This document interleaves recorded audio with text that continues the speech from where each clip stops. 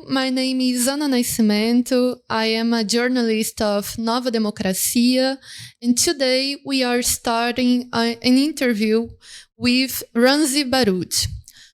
For 75 years, the Palestinian people have been struggling with the aggression, oppression, occupation, and apartheid of the Zionist state of Israel. From 1948 to nowadays, we have seen two intifadas and periods of war against the direct occupation of the territories. In the last few years, the Palestinian struggle for national liberation had an unquestionable development. Even the newspapers aligned with the enemies of the Palestinian people had to accept the strength of the growing resistance in Gaza and in the occupied West Bank. Groups like the Lions Den and Jenin brigades were created and presented to the entire world proof of bravery and determination during powerful battles against the occupation forces. In 2012 too, last year, we saw an increase in armed resistance and attacks by the resistance fighters. In July of this year, the Jenin brigades fought what was the biggest Zionist operation against the Jenin refugee camp in 20 years. 3 months later, the Palestinian resistance gave proof of its capacity, determination, bravery, and strength by launching the Al-Aqsa flood operation on October 7th. Since then, the Zionist state has been aggregating losses on the military and political terrain, while the Palestinian fighters keep growing in numbers, military victories, and political support. Throughout the world, the masses rise in solidarity with the Palestinian people and demand the end of the Zionist state of Israel. To understand more about this phenomena, its development, and its meaning, we invited today to join us the Dr. Ramzy Baroud, and Mr. Baroud is the editor of the Palestine Chronicle, an important press vehicle dedicated to the Palestinian cause, and he is the writer of 7 books about the Palestinian National Liberation Movement, the life under the Zionist siege, and the point of view of intellectuals and other prominent Palestinian figures about the path for liberation and other themes concerning the Palestinian people. Baroud is also the former editor-in-chief of the important press vehicles like the Middle East Eye and Al Jazeera Online. Dr. Baroud, it is an honor to talk with you today. We appreciate your time and disposal to be here with us. Before we start our conversation, we from New Democracy would like to give you space for some first words. First of all, thank you very much, and for that wonderful introduction. I really, it's nice to be in an environment where people could create a context that is morally driven and historically accurate. I mean, that's usually one of the biggest things we struggle with when we deal with media, not just mainstream media, but also other independent media, is the lack of awareness, lack of history, lack of context. So that was quite refreshing. Thank you very much for that, and for all the solidarity that has been coming from Brazil and South America and Latin America throughout the years, but especially in the last few months, it has really proven critical to global solidarity with Gaza around the world. Thank you so much for your words. And Dr. Baroud, the first question we have to you is, As I said before, you are the editor of an important periodical, the Palestine Chronicles. Could you tell us briefly about your work and the importance you see in dedicating your life and your journalistic work to defend the Palestinian people and your struggle? Thank you very much. It's very kind to give us the space to talk about this. And I think if you look at the numbers right now of people standing in solidarity with Gaza, the support for Palestine around the world, I mean, there has to be a source of information from which people are gleaning their knowledge and kind of determining their action, whether to see things from an Israeli point of view, from a Palestinian point of view. Um, Social media has changed the dynamics a great deal. About 93% of all sympathetic social media posts are pro-Palestine, according to an Israeli group called Humans with a Z. Latest reports also show that um, uh, on the web as a whole, 83% of everything published online is also sympathetic with Palestine. How did this happen? Did it happen because of the New York Times, CNN, Fox News, the BBC, and other pro Israel or mainstream corporate media? Of course not, because corporate media, by definition, exists to serve the interest of the corporation, the interest of those in power and money. And we Palestinians have very little money and investments in big multinational media corporations. So the information are coming from somewhere. And that's where independent media comes in. And that's why the Palestine Chronicle exists. We exist to be part of this wave of information that attempts to counter the pro-Israeli propaganda that existed in mainstream media for a long, long time. Just to give you an example, I've been around long enough that I do remember when the New York Times used to publish a single editorial on, say, Palestine or in Iraq or in Afghanistan, and the whole world, the whole media world would listen. The New York Times has said this. What does it mean? And we engage in conversations and debates. How often does this now happen? Who cares what the editorials of the New York Times are saying? Maybe this is relevant to in terms of some anonymous sources revealing some information that we did not know, but it does not have the moral authority it once had over the masses, over people all over the world. And that's why the change that has been happening in the last generation, 25 years or so, have been fundamental. Independent media, progressive media, media that does not is not driven by a factional, ideological, or a political agenda, has made all the difference.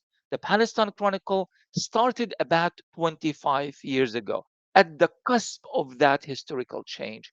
And with time, it evolved. Now we have a news network where we not only have English, but also we have Italian and we have French, and we reach millions of people around the world. Our content is credible, it's cited in books, in academic journal, and it feeds as a main source of information literally millions of people from pretty much every country around the world. And to think that when we started this all these years ago, we're a couple of volunteers. We had very little experience in the field, and we had no money whatsoever. In fact, for 7 years, we had no funding aside from our own time and dedication. And to see the impact of our work happening at a global level right now, again, is a testament to independent media. It really does, in the long term, make all the difference. Dr. Baroud, you are a well-known reference when it comes to Palestine and the Palestinian National Liberation Movement. You have worked as editor of the Palestine Chronicle for 25 years, as you have said. And before that, you had also covered the Middle East when working with the Middle East Eye and the Al Jazeera. Certainly, you have been accompanying the development of the Palestinian National Liberation Movement and specifically the recent rise in actions in the West Bank, with the surge of the groups like the Lions Dams and the Jenin Brigades. But what were your expectations about the Al-Aqsa flood? Was something of this magnitude predictable? And what its meaning? What does it mean for the Palestinian national liberation struggle? Absolutely brilliant question, Anne. So I was born and raised in a refugee camp in the Gaza Strip. My parents were refugees from Palestine, 1948, from historic Palestine. So my generation is kind of the conduit, the connection between these two generations, the Nakba generation, the first Intifada generation, and all the way until today. So we managed to kind of grasp the reality of Palestine at a whole different level, and we participated in this reality as well. I was involved in the first Intifada while living in the Gaza Strip in a refugee camp, which has been almost entirely destroyed in this last Israeli war. One thing that I have observed, two things. One is happening at a physical level, and what is happening at a discoursal level. Let me start with the discourse. With the discourse, over time, the relationship between Palestine and as a national liberation struggle and the masses around the world kind of been has changed a great deal. The collapse of the Soviet Union, the rise of American hegemony in the Middle East, and the fact that Israel may have appeared as a triumphant country following the signing of the Oslo Accords. Palestinians have been subdued. Let's not talk about freedom fighting. That's the essence of the new discourse. Don't make us uncomfortable with such terms as freedom fighters and resistance and all of these things. In fact, I remember when my book, my father was a freedom fighter, Gaza's Untold Story, when it came out a few years ago. Many felt uncomfortable even hosting me at universities to speak about it, because for them the word freedom fighting was almost equivalent to the word terrorism. In fact, strangely enough, a Korean publishing company in in um, in Korea published the book without my permission under the title "My Father Was a Terrorist."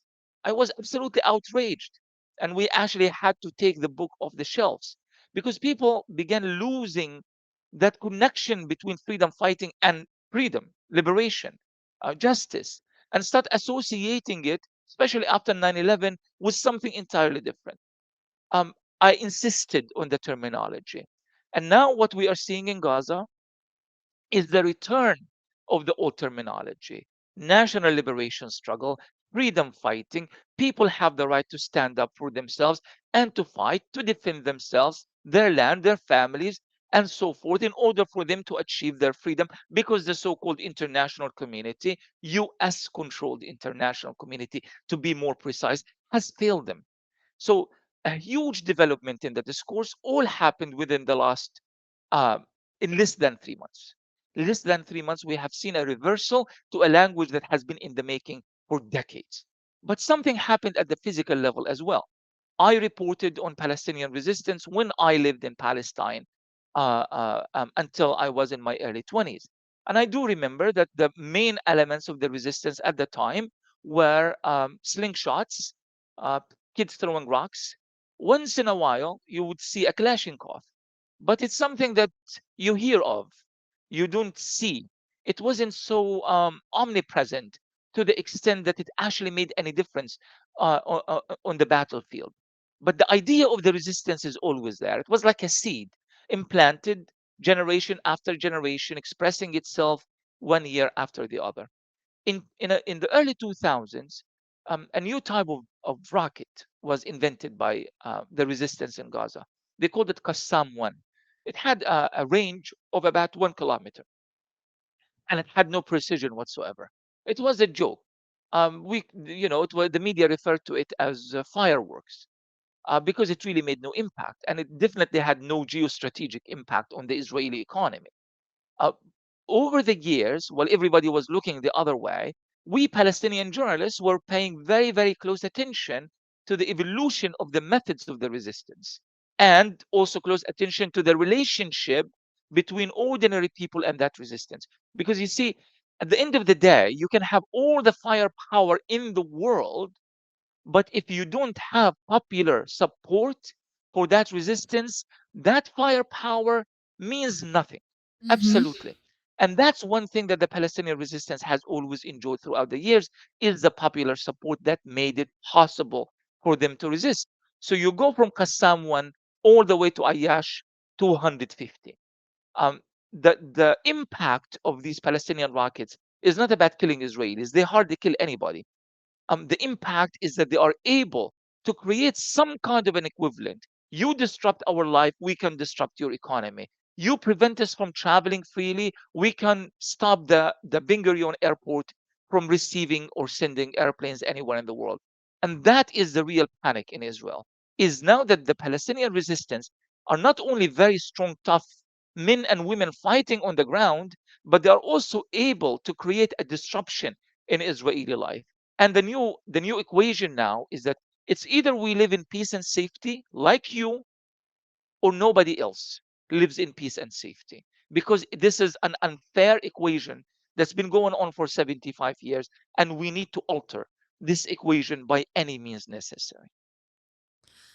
Dr. Baroud, your answer is very important for us to understand what is happening right now and what is happening for the last 75 years with the Palestinian people. And so that we can understand more about the meaning of the Al-Aqsa flood and the development of the national resistance of the Palestinian people. And we would like to ask you, what is the difference between the Al-Aqsa flood operation and the other important episodes of the Palestinian national liberation struggle? In the last 3 decades, we had only to quote a few, the first Intifada, the second Intifada, the 28th Operation Cast Lead, the Israeli invasion in Gaza in 2014. And we would like to ask you, how does the Al-Aqsa flood differentiate from those others movements and moments of the Palestinian struggle when talking about the capacity, the development of the Palestinian people, resistance, and as well as the Israeli action? Absolutely. Um, in one single word, it will be the initiative. The difference is the initiative. And I will explain what does that mean in a minute, and also the timing. Throughout history, Palestinians and Palestinian resistance, whether popular resistance or armed resistance or any form of resistance, was always a response to something that the Zionists have done, or prior to that, to the British that colonized Palestine for a long time, to what they have done. So Palestinians, for example, decades before the establishment of Israel, on top of historic Palestine in 1948, Palestinians carried out intifadas, uprisings against the British and against Zionist settlements in Palestine and colonialism. But again, it's always a response, and that always gives the other side the opportunity to kind of measure the. If you are the one who takes the action, you are the one who kind of determines the response. Yes. So the Israelis would take some kind of action, the Palestinians would respond. Well, the Israelis are always prepared for it. In fact, the Israelis welcomed it because, especially in Gaza, you mentioned the war of 2008, 2009, 2012, 2014, 2021, 2022. Every single time, the Palestinian response or the Palestinian kind of retaliatory measures were always predicted. So Israel knew that there's going to be something, and they knew exactly how far that thing is going to reach, and they prepared for it. And they used it. How did they use it? They used it in terms of knowing how developed is the resistance, uh, they used it in what they called mowing the grass, meaning cutting the grass, as in keeping the capabilities of the resistance subdued and measured. And they also used it in terms of marketing. They used to, they call their weapons combat proven or field proven, meaning that these weapons have been used against real people in real situations, and we can sell them for a lot of money. The outcome of this has been the fact that Israel is one of the top 10 weapon exporters in the world. Where did they use these weapons? In Gaza. So Gaza was functional to the Israeli weapons industry, to the Israeli political scene at home, to Israel's ability to measure where its enemy is, and all of that. And then October 7 happens. October 7, and this is why, by the way, this is why Netanyahu, the Israeli Prime Minister Benjamin Netanyahu, was so keen on misidentifying this by saying this is terrorism, Hamas is Mhm. ISIS, because he wanted to divert from the actual conversation. And the actual conversation is that this is a Palestinian military operation that was unprecedented in the history of this conflict and has cost Israel more than Israel's biggest wars against Arab armies combined in the past. This indicates Israel's military defeat. It indicates that Palestinian resistance is no longer symbolic. We've always been talking about the symbolic Palestinian resistance and the fireworks of the Palestinian resistance. No, we are actually talking about an actual military defeat on the ground that is forcing Israel, it's changing the image of Israel, the brand of the Israeli weapons, and Israel's relationship with the Palestinian people. And this is also why Israel is very keen on destroying Hamas, because they feel like if they destroy the resistance, they will be able to at least say, listen, we made a huge mistake on October 7, but we rectified this mistake. If they fail to create this rectification of that mistake, what is going to happen? It will go down in history as the Palestinian war against Israel ended with the defeat of Israel. And in terms of the psychological impact on Israelis, but more importantly on Palestinians, this is going to be an earth shattering. I come from a generation where we never won a war. We never won a war. My father was a fighter with the Palestine Liberation Army when he was a child. He was 16 years old. And he joined the Palestine Liberation Army decades ago. He never won a war. So we are generations that we start searching for symbolic victory, saying, well, the fact that we are steadfast is victory. The fact that we haven't surrendered is victory, because we actually couldn't find a real victory on the ground. And now that victory is there, and it's being televised by videos every single day. The psychological shift in the minds of Palestinians in Palestine and outside is really unprecedented in history. That's a very strong and powerful statement that you give us. And Dr. Baroud, we in New Democracy, a Nova Democracia, we are very optimist with the Al-Aqsa flood, with the Palestinian struggle. And in the last week, we had one of the biggest military victories of the Palestinian fighters since the launch of the Al-Aqsa flood on October 7th. The Shuja'iyya, excuse me if I'm not pronunciating. Okay, Yes. thank you. Shuja'iyya battle, which resulted in the death of several Zionist troops and officials and deepened the political crisis in Tel Aviv. Here in a New Democracy, the Nova Democracia, and the program that we present here, the A Propósito, we reported the Shuja'iyya battle on December 13th, and the same day the battle happened, and defined it as probably one of the most important military feats of the Palestinian resistance since October 7th. In the next day, we saw a lot of big newspapers talking about the battle.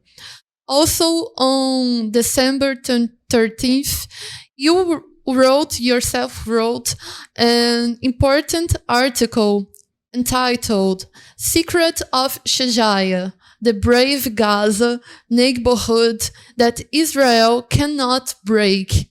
And you affirmed that it would not be an exaggeration to claim that the Battle of Shuja'iyya is likely to be one of the main factors that will result in the defeat of the Israeli army in Gaza. Could you tell us more about this battle and its meaning to the national liberation war that happens right now in Gaza?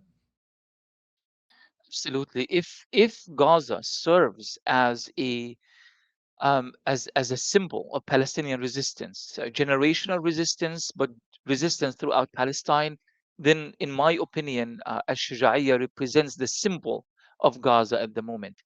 I lived close to Al-Shuja'iyya as a child, and I used to go there with my dad. He would do business with his friends in Shuja'iyya, and one time we got caught in several Israeli military vehicles trying to get through the market of Shuja'iyya. And I was inside the restaurant with my dad, and what I saw was absolutely incredible. Palestinians had no guns at the time. They had no means of fighting aside from rocks, children with rocks, teenagers with rocks.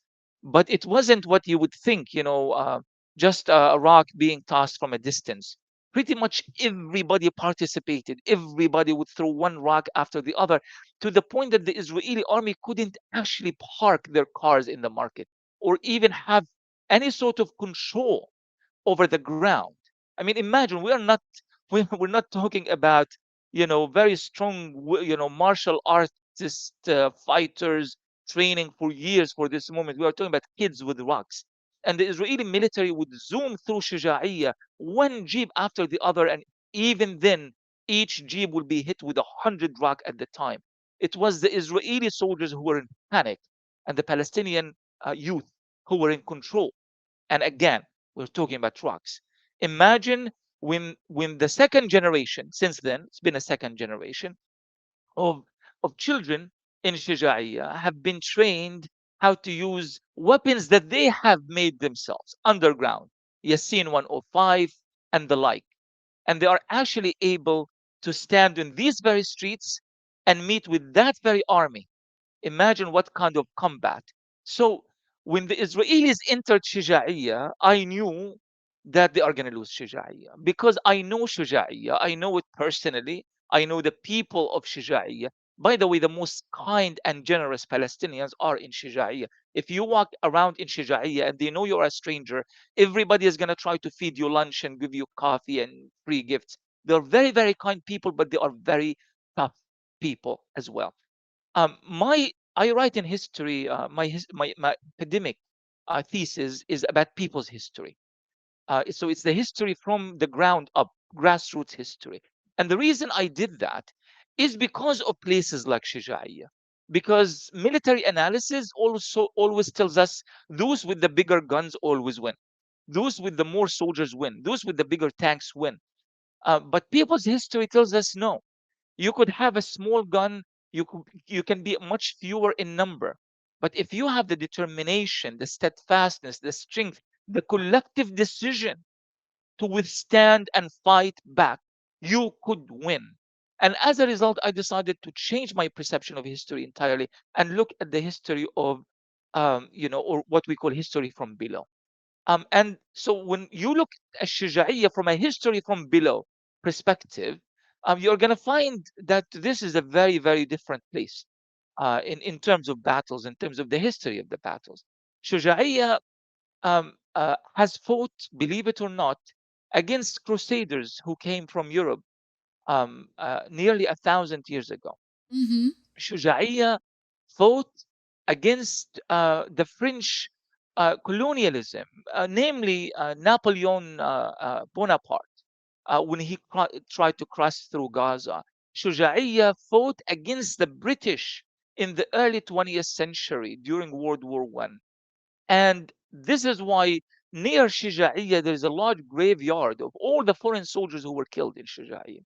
So, so this is why, and also if you look at the history of Israel and Shuja'iyya, the history of the Intifada, but also the history of what happened in 2014, namely when the resistance was a lot weaker than it is today, and yet they managed to kill and wound dozens of Israeli soldiers who could not penetrate Shuja'iyya.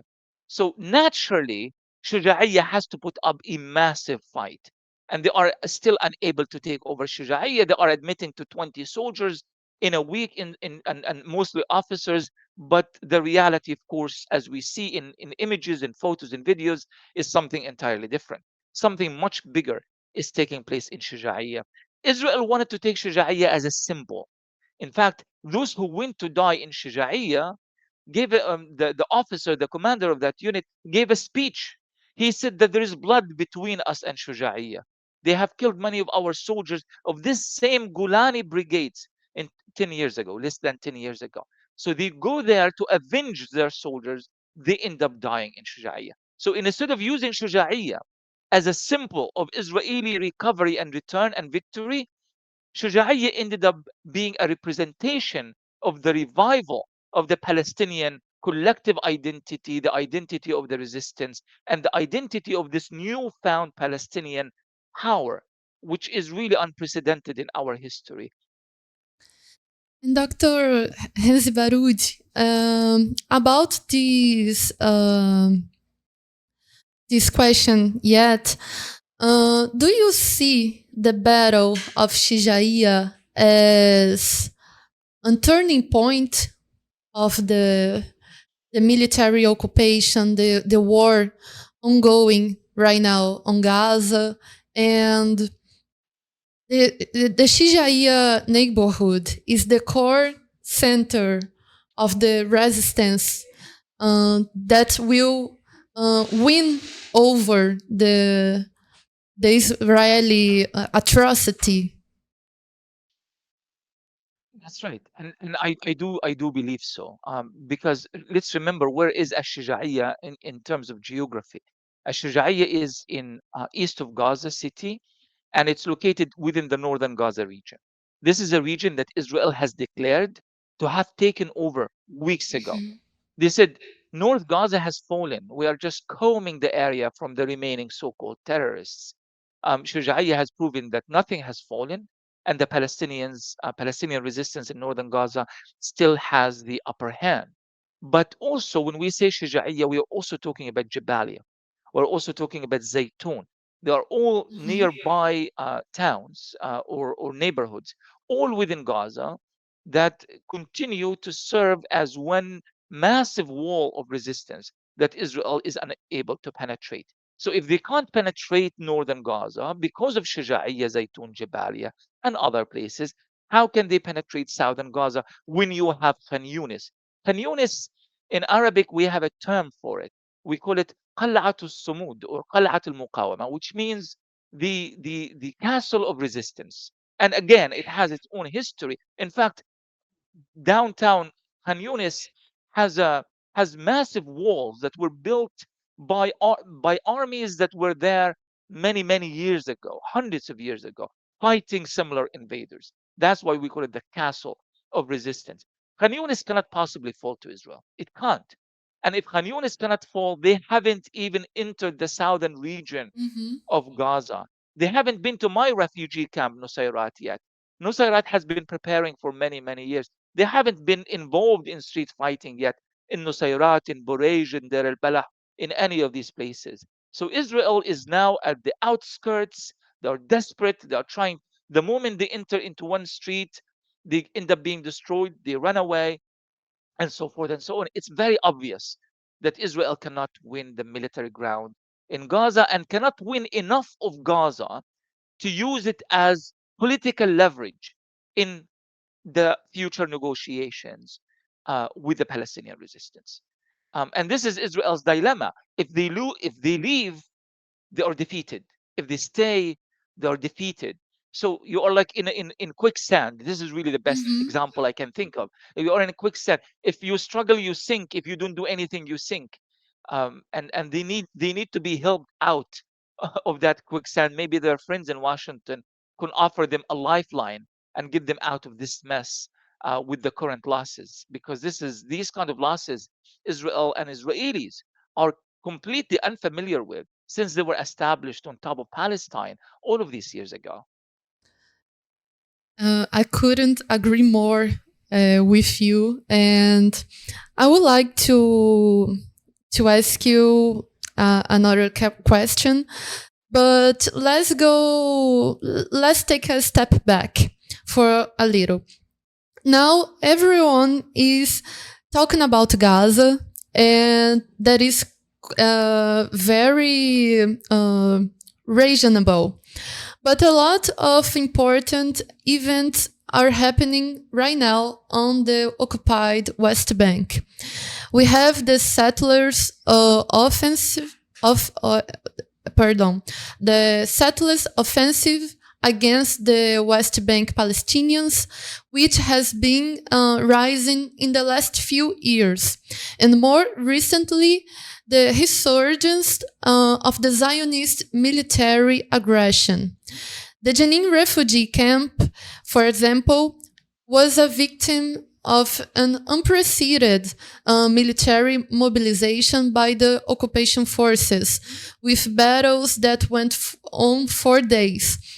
Talking about times before the Al-Aqsa flood, how did you see the development on the Palestinian army struggle on the West Bank, with groups like the Lions Dams, the Jenin Brigades, even the Al-Qassam, the Al-Aqsa Brigades, the Saraya Al-Quds Brigades, and surging and proposing a more radical way of resisting than it was commonly defended by the so-called Palestinian authorities of the West Bank. Right. My first book was about Jenin. It was done with the help of Noam Chomsky here in the States. It was called Searching Jenin: Eyewitness Accounts of the Israeli Invasion. And that was the story of Jenin in April 2002, when Israel invaded Jenin and other major Palestinian population centers in the West Bank. But I Mm-hmm. focused on Jenin in particular because it was the heart of Palestinian resistance during the Second Intifada. And there was a major massacre there in which dozens of Palestinians were killed, hundreds were wounded, much of the camp was destroyed, and many people were, sent out of the camp. And I wrote a book about it. Um, and one thing that I found quite striking is that many of the people who are dying now in Jenin, fighting for Jenin, they have the same last names of the people I reported on over 20 years ago, which shows you that element of the generational resistance that's taking place in Palestinian society. That you might be able to kill a Palestinian, but you will not be able to kill the resistance. It's as simple as that.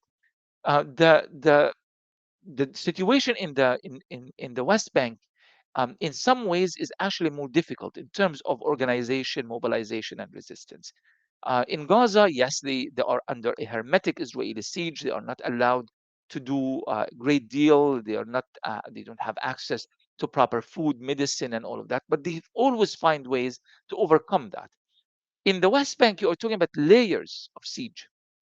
The West Bank is divided to three areas: Area A, B, and C. Each one is governed under different Israeli military orders.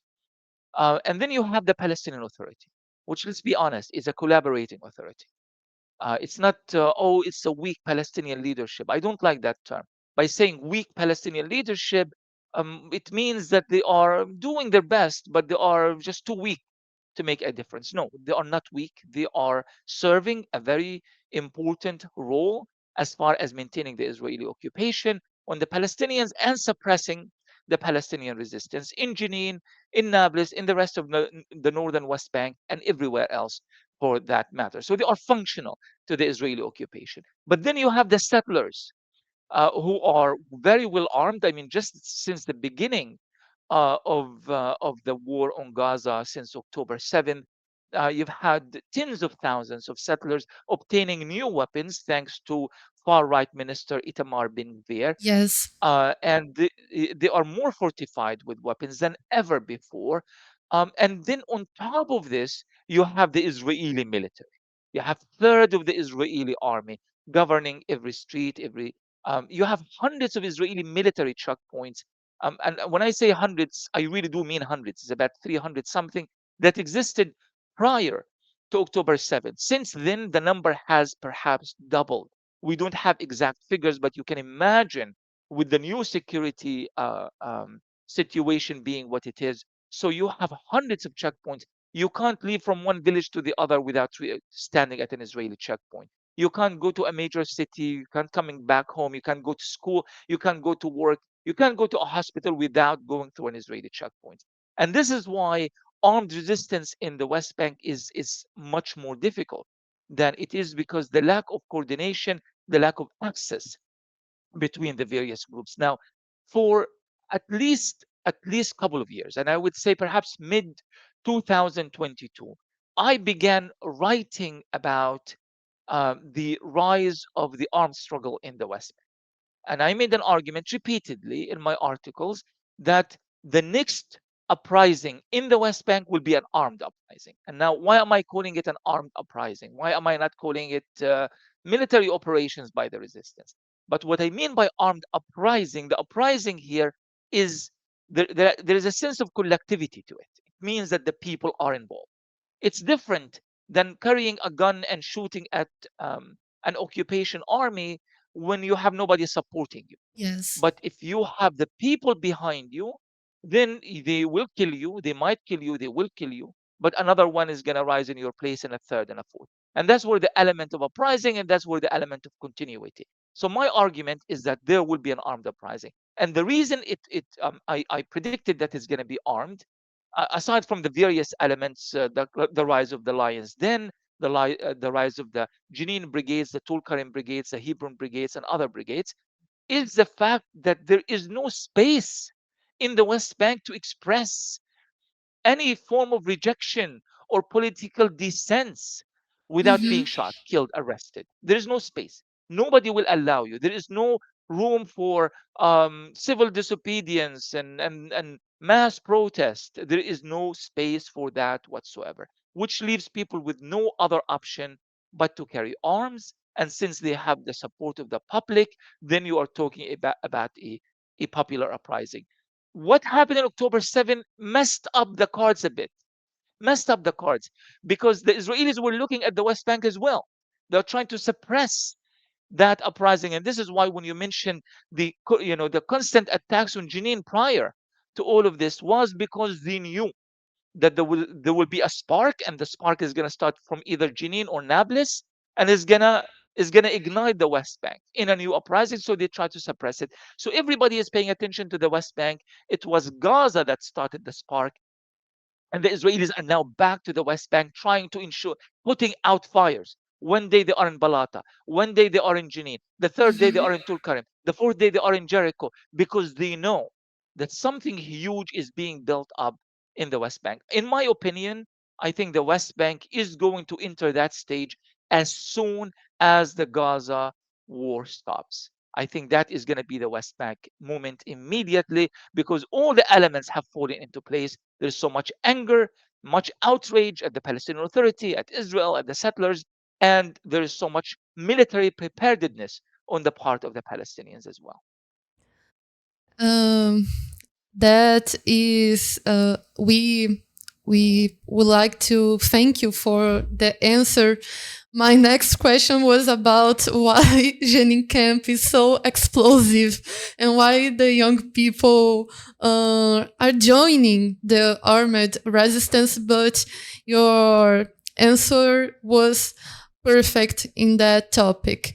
We were seeing in a few days ago that a new poll conducted across the West Bank and Gaza shows that the support of Palestinian people to the resistance, to the armed resistance increased, and the dissatisfaction with the so-called Palestinian Authority decreased.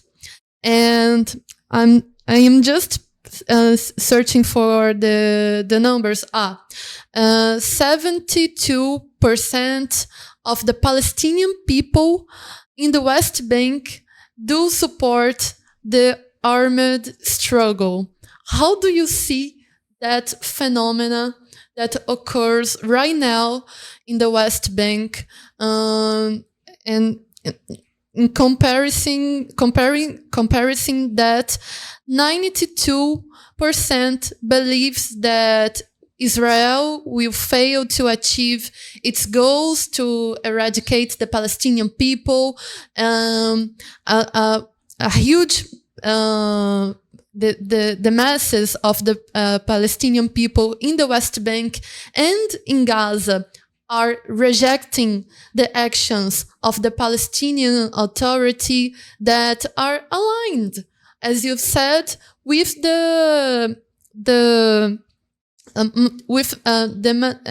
maintaining the oppression of the whole Palestinian people.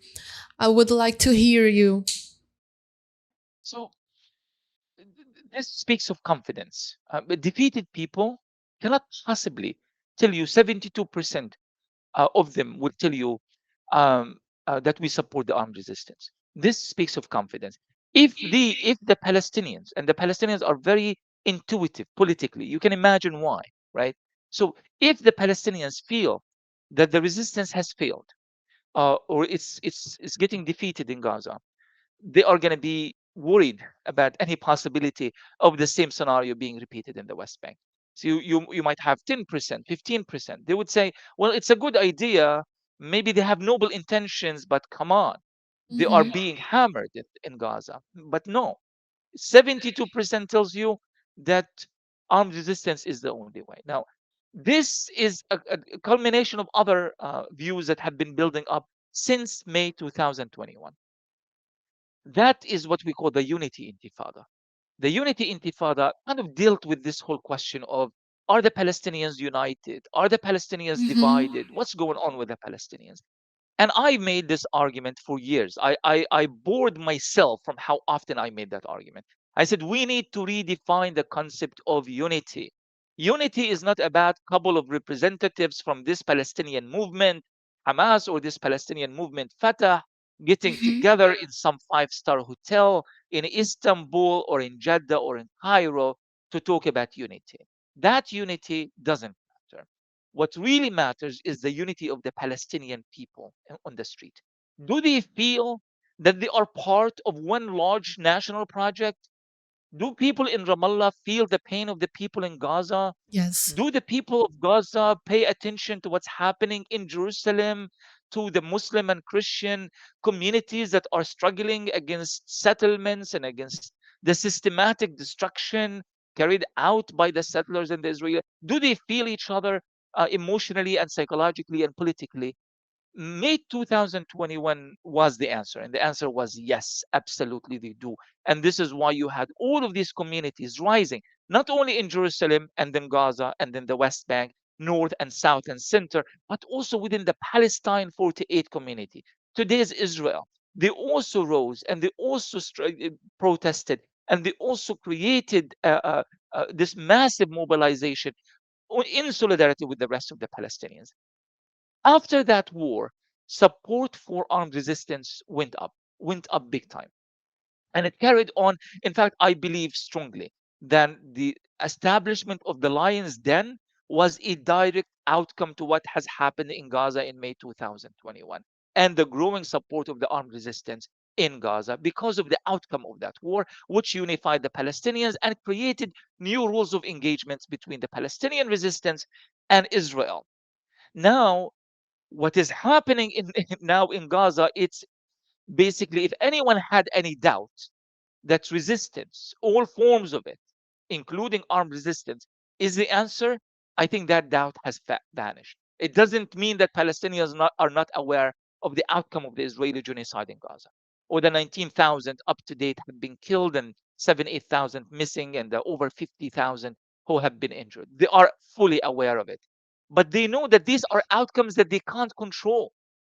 I can't control having someone targets a civilian and killing him. I can't control that someone is starving a civilian population. It's not in my control. I can only control my reaction to it. I can only control my resistance. As far as Palestinian resistance is concerned, their success is unheard of.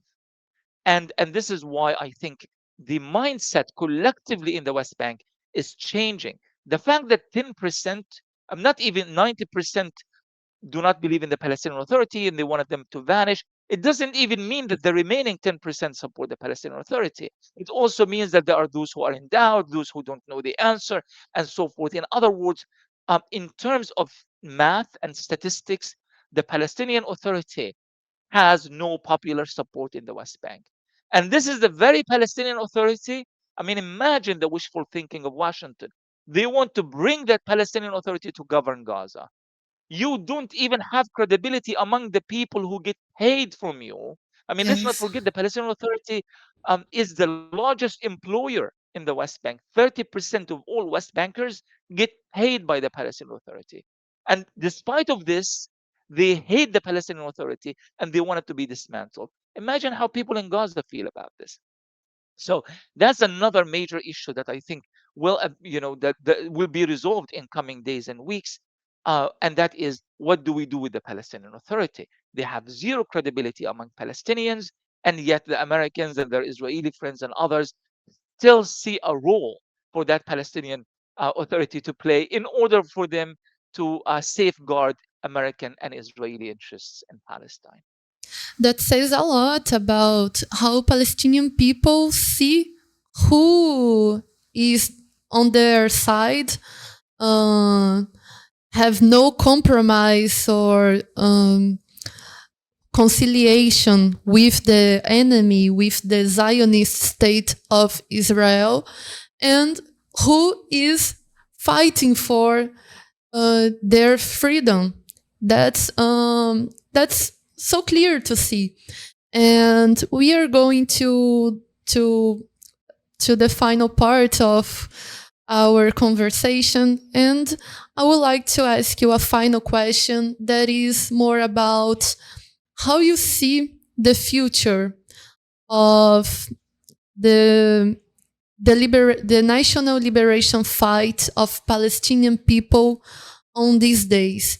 You see, your grandfather fought for your father to be free, and your father fought to you to be free, and now you're fighting for your people to be free.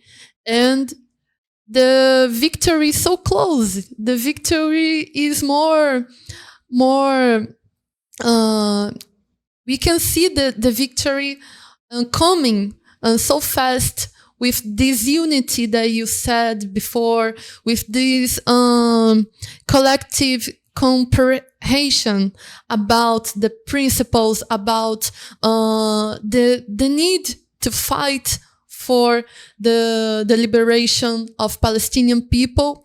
And here in A Nova Democracia, we see the fight, the struggle carried out by the Palestinian people as the fight carried out by all oppressed people in the world. We see similarities to our people here, even because the military police that kills the poor people in the favelas in Brazil, they use the Israeli weapons, the Israeli military vehicles that were made to fight people in favelas. So we share so many similarities, and that's one of the reasons why we see the Palestinian people fight and struggle on these times, on these days, with so optimistical eyes. And I would like to open to you to to you to share with us your perspectives on the fight, on the struggle. Where will the Al-Aqsa flood lead the Palestinian people future? And that's it. Absolutely. Just quickly before I comment on this, I want to say that we in Palestine have always seen our struggle as part and parcel of a global struggle. We truly have never seen ourselves as isolated group of people fighting for limited rights within confined spaces. My father was very much aware, for example, of what's going on in South America. He would be in such a bad mood when something bad happened in Nicaragua. He would break the glass of tea he's drinking when he would see something that the imperialists in have carried out against a struggling nation in South America or Latin America. He was very connected with all of this, and that was the sentiment really by most people. I grew up in a refugee camp where had pictures of Che Guevara, of Nelson Mandela, of other struggling nations from Africa and elsewhere. So we knew that we are not fighting for the immediate space in which we lived on. We fought for something much bigger, and I think the Yes. world recognizes that. It has always recognized that Palestine occupies something in the imagination of people around the world, from Brazil to Kashmir to Native Americans in the U.S. to Black people and so forth. And I think that is coming back in full force. I see the energy. I see that people are thinking, wait a minute, if 2.3 million people are able to defeat Israel, America, Britain, France, Germany, combined Yes. in while they are under siege, we can do anything. So the possibilities are coming back, and that is just absolutely incredible in my mind. But there is something else I wanted to say. I think victory and defeat is a collective decision. I think you decide to be victorious, and I think the fact that Palestinians have decided to go as far as this and to fight to this extent, and you have children standing on the rubble of their homes with their teddy bears telling you, we will fight to the end. I lost my parents, but I'm not going to go anywhere and I will rebuild my house. It's a decision. They have made a collective decision that they can't be defeated. While the Israelis entered this into defeat simply because we are fighting for our rights, for our honor, for our homeland, for our history, for our culture, for our freedom, for justice. They are fighting to maintain military occupation. They are fighting to maintain apartheid and racial superiority of one group over another. That's not a cause worth fighting and dying for. And I think this is why the future for Palestine is bright. Because, in my opinion, this is going to be a battle that will be remembered in history as the beginning of the end of Israeli apartheid and military occupation in Palestine. You have an empowered nation that has managed to empower the region, unify the Middle East in a way that hasn't been unified, no longer Sunni and Shia, no longer Arabs leaving Palestinians on their own. They are doing everything in their power with the masses or the other resistance groups, and they are inspiring the world. I think this is a game changer. And I think no matter how much Israel chooses to delay the inevitable, it is inevitable. And it will be a game changer for generations to come. Thank you very much, Ramzy Baroud, for your time, for your words that inspire us here in Brazil to understand, to fight, to step forward with the Palestinian people that struggle, that are winning, are decided to be victorious. This was a very strong statement that you gave us here in A Nova Democracia. I would like to say to you that we are so honored to be to have this opportunity to interview you, and we would like to say to you that we believe with all our faith that the Palestinian people will be free. The Palestinian people will win. with all the people there that are being oppressed in the world. That's unquestionable. And I would like to thank you and to open to you to your final words. Thank you very much, Anne, and for all the fantastic work that you guys do, and for standing up for what is right. I know this comes at a price. Standing for the weak and the marginalized and the alienated is not an easy decision to make either, but it's the most fulfilling decision in every possible way. I think that we people on this earth, as Fanon has once said, that every generation has its mission to obey it or to fulfill it or to betray it in his or her own opacity. And we are, I think, I do strongly believe that you, your organization, your people are part of a generation that chose to be the ones who fulfill that mission and to be on the right side of history. Keep up the good work, and thank you so much for all of your support and solidarity. We appreciate your words, and we are the ones that have to thank you for your time. Thank you so much, Ramzy Baroud, for making this interview with us. I hope we see each other soon in another I hope so. opportunity, and to celebrate the struggle and the victory of the Palestinian people over the Zionist state of Israel. Thank you very much, Anne. Keep up the good work, and hopefully we'll see you again soon. Thank you. See you soon.